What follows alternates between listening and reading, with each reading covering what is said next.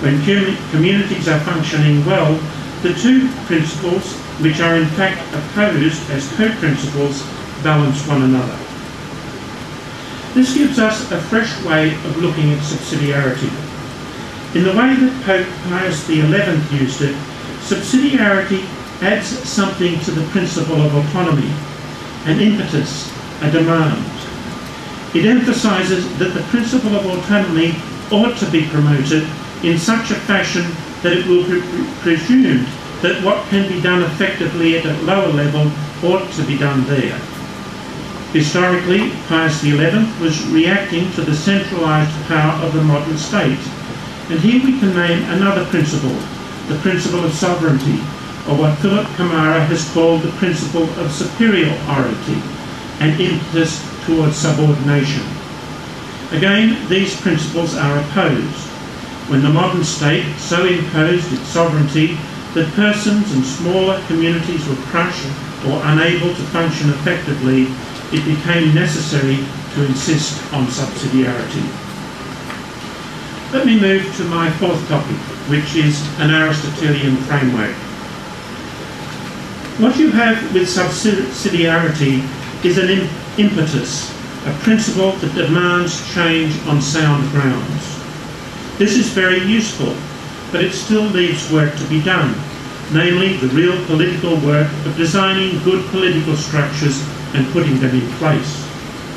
I want to suggest briefly that in the Philippines you would do well to turn to the Greek philosopher Aristotle and his work, The Politics.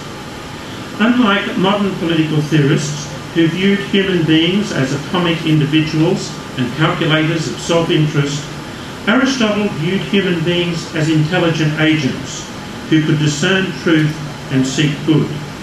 His Politics began with natural communities, families, clans, tribes, villages and towns, and recognised another form of human life that could be added to these, namely political life. He examines the possibilities for this kind of life, always keeping in mind that its purpose was to bring about a better and indeed more virtuous life for those who compose the community. The activity of this life involves participating in judgments, both about what is best and about how to achieve it. It means being active in the working out of our own futures. And I'll just add that there is an article by Robert Sokolowski on the CD that fills that thought out much more. So let me move to conclusion.